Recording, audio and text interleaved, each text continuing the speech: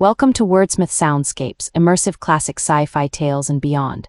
Here, classic science fiction comes alive through stories that ignited dreams of the future. Prepare to embark on a voyage through narratives that continue to inspire and captivate. Without further ado, let A Little Journey by Ray Bradbury transport you into another world.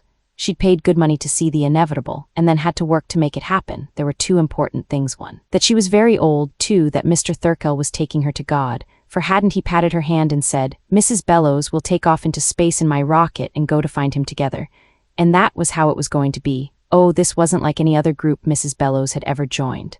In her fervor to light a path for her delicate, tottering feet, she had struck matches down dark alleys and found her way to Hindu mystics who floated their flickering, starry eyelashes over crystal balls.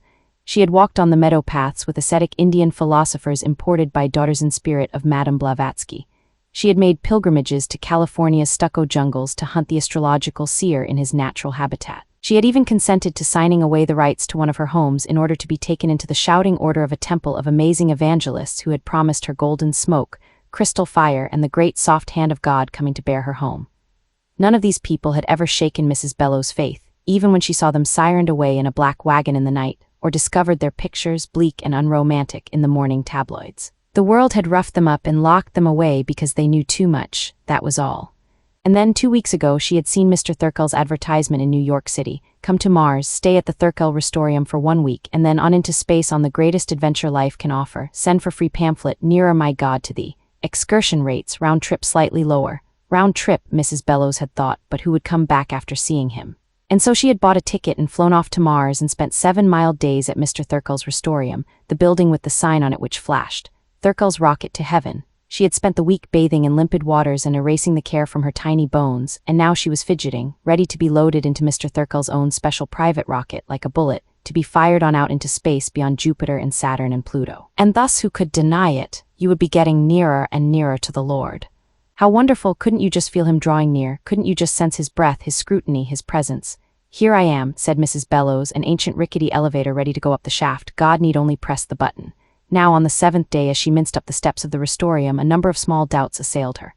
For one thing, she said aloud to no one, it isn't quite the land of milk and honey here on Mars that they said it would be. My room is like a cell, the swimming pool is really quite inadequate, and besides, how many widows who look like mushrooms or skeletons want to swim? And finally, the whole Restorium smells of boiled cabbage and tennis shoes. She opened the front door and let it slam somewhat irritably. She was amazed at the other women in the auditorium. It was like wandering in a carnival mirror maze, coming again and again upon yourself the same flowery face, the same chicken hands, and jingling bracelets. One after another of the images of herself floated before her. She put out her hand, but it wasn't a mirror, it was another lady shaking her fingers and saying, "We're waiting for Mr. Thurkel." "Ah," whispered everyone. The velvet curtains parted. Mr. Thurkel appeared fantastically serene, his Egyptian eyes upon everyone, but there was something nevertheless in his appearance which made one expect him to call "Hi," while fuzzy dogs jumped over his legs, through his hooped arms and over his back. Then, dogs and all, he should dance with a dazzling piano keyboard smile off into the wings. Mrs. Bellows, with a secret part of her mind which she constantly had to grip tightly, expected to hear a cheap Chinese gong sound when Mr. Thurkel entered. His large, liquid dark eyes were so improbable that one of the old ladies had facetiously claimed she saw a mosquito cloud hovering over them as they did around summer rain barrels. And Mrs. Bellows sometimes caught the scent of the theatrical mothball and the smell of calliope steam on his sharply pressed suit. But with the same savage rationalization that had greeted all other disappointments in her rickety life, she bit at the suspicion and whispered, "This time it's real. This time it'll work. Haven't we got a rocket?" Mr. Thurkel bowed. He smiled a sudden comedy mask smile. The old ladies looked in at his epiglottis and sensed chaos there. Before he even began to speak, Mrs. Bellows saw him picking up each of his words, oiling it, making sure it ran smooth on its rails.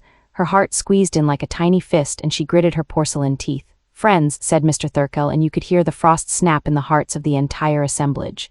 "No," said Mrs. Bellows ahead of time. She could hear the bad news rushing at her, and herself tied to the track while the immense black wheels threatened and the whistle screamed, helpless. "There will be a slight delay," said Mr. Thurkel. In the next instant Mr. Thurkel might have cried or been tempted to cry, "Ladies, be seated," in minstrel fashion, for the ladies had come up at him from their chairs, protesting and trembling. Not a very long delay. Mr. Thurkel put up his hands to pat the air. "How long? Only a week." "A week? Yes, you can stay here at the Restorium for 7 more days, can't you? A little delay won't matter, will it, in the... I've waited a lifetime, only a few more days." "At $20 a day," thought Mrs. Bellows coldly. "What's the trouble?" a woman cried. "A legal difficulty," said Mr. Thurkel. "We've a rocket, haven't we?" "Well, yes, but I've been here a whole month waiting," said one old lady. "Delays, delays, that's right," said everyone. Ladies, ladies, murmured Mr. Thurkel, smiling serenely. We want to see the rocket. It was Mrs. Bellows forging ahead, alone, brandishing her fist like a toy hammer. Mr. Thurkel looked into the old lady's eyes, a missionary among albino cannibals. Well now, he said. Yes now, cried Mrs. Bellows. I'm afraid he began. So am I, she said. That's why we want to see the ship. No, no, now, Mrs. He snapped his fingers for her name. Bellows, she cried. She was a small container, but now all the seething pressures that had been built up over long years came steaming through the delicate vents of her body. Her cheeks became incandescent. With a wail that was like a melancholy factory whistle, Mrs. Bellows ran forward and hung to him, almost by her teeth like a summer-maddened Spitz. She would not and never could let go until he died, and the other women followed, jumping and yapping like a pound let loose on its trainer, the same one who had petted them and to whom they had squirmed and whined joyfully an hour before, now milling about him, creasing his sleeves and frightening the Egyptian serenity from his gaze. This way, cried Mrs. Bellows, feeling like Madame Lafarge. Through the back, we've waited long enough to see the ship. Every day he's put us off, every day we've waited, now let's see. No, no, ladies, cried Mr. Thurkel, leaping about. They burst through the back of the stage and out a door like a flood, bearing the poor man with them into a shed and then out quite suddenly into an abandoned gymnasium. There it is, said someone, the rocket. And then a silence fell that was terrible to entertain. There was the rocket.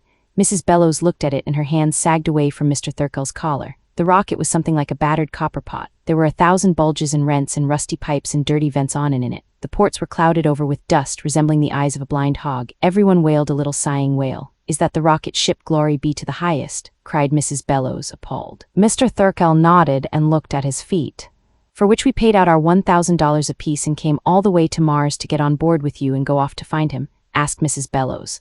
Why, that isn't worth a sack of dried peas, said Mrs. Bellows. It's nothing but junk, junk, whispered everyone, getting hysterical. Don't let him get away. Mr. Thurkel tried to break and run, but 1,000 possum traps closed on him from every side. He withered. Everybody walked around in circles like blind mice. There was a confusion and a weeping that lasted for 5 minutes as they went over and touched the rocket, the dented kettle, the rusty container for God's children. Well, said Mrs. Bellows. She stepped up into the askew doorway of the rocket and faced everyone. It looks as if a terrible thing has been done to us, she said. I haven't any money to go back home to Earth, and I've too much pride to go to the government and tell them a common man like this has fooled us out of our life savings. I don't know how you feel about it, all of you, but the reason all of us came is because I'm 85, and you're 89, and you're 78, and all of us are nudging on toward 100, and there's nothing on Earth for us, and it doesn't appear there's anything on Mars either. We all expected not to breathe much more air or crochet many more doilies, or we'd never have come here. So what I have to propose is a simple thing to take a chance. She reached out and touched the rusted hulk of the rocket. This is our rocket. We paid for our trip and we're going to take our trip. Everyone rustled and stood on tiptoes and opened an astonished mouth. Mr. Thurkel began to cry. He did it quite easily and very effectively. We're going to get in this ship, said Mrs. Bellows, ignoring him, and we're going to take off to where we were going. Mr. Thurkel stopped crying long enough to say, but it was all a fake. I don't know anything about space. He's not out there anyway, I lied. I don't know where he is, and I couldn't find him if I wanted to, and you were fools to ever take my word on it. Yes, said Mrs. Bellows, we were fools. I'll go along on that, but you can't blame us for we're old, and it was a lovely, good and fine idea, one of the loveliest ideas in the world. Oh, we didn't really fool ourselves that we could get nearer to him physically. It was the gentle, mad dream of old people. The kind of thing you hold on to for a few minutes a day, even though you know it's not true. So all of you who want to go, you follow me in the ship. But you can't go, said Mr. Thurkel. You haven't got a navigator, and that ship's a ruin. You, said Mrs. Bellows, will be the navigator. She stepped into the ship, and after a moment the other old ladies pressed forward. Mr. Thurkel, windmilling his arms frantically, was nevertheless pressed through the port. And in a minute the door slammed shut. Mr. Thurkel was strapped into the navigator's seat, with everyone talking at once and holding him down. The special helmets were issued to be fitted over every gray or white head to supply extra oxygen in case of a leakage in the ship's hull, and at long last the hour had come and Mrs. Bellows stood behind Mr. Thurkel and said, "We're ready, sir." He said nothing. He pleaded with them silently, using his great, dark, wet eyes. But Mrs. Bellows shook her head and pointed to the control. "Take off," agreed Mr. Thurkel morosely and pulled a switch. Everybody fell. The rocket went up from the planet Mars in a great fiery glide, with the noise of an entire kitchen thrown down an elevator shaft, with a sound of pots and pans and kettles and fires boiling and stews bubbling, with a smell of burned incense and rubber and sulfur, with a color of yellow fire and a ribbon of red stretching below them. And all the old women singing and holding to each other, and Mrs. Bellows crawling upright in the sighing, straining, trembling ship. "Head for space, Mr. Thurkel. "It can't last," said Mr. Thurkel sadly. "This ship can't last." It did. The rocket exploded. Mrs. Bellows felt herself lifted and thrown about dizzily like a doll. She heard the great screamings and saw the flashes of bodies sailing by her in fragments of metal and powdery light. "Help, help," cried Mr. Thurkel far away on a small radio beam. The ship disintegrated into a million parts, and the old ladies, all 100 of them, were flung straight on ahead with the same velocity as the ship. As for Mr. Thurkel, for some reason of trajectory perhaps, he had been blown out the other side of the ship. Mrs. Bellows saw him falling separate and away from them, screaming. "There goes Mr. Thurkel," thought Mrs. Bellows, and she knew where he was going. He was going to be burned and roasted and broiled good. But very good, Mr. Thurkel was falling down into the sun. "And here we are," thought Mrs. Bellows. "Here we are going on out and out and out." There was hardly a sense of motion at all, but she knew that she was traveling at 50,000 miles an hour and would continue to travel at that speed for an eternity until... She saw the other women swinging all about her in their own trajectories, a few minutes of oxygen left to each of them in their helmets, and each was looking up to where they were going.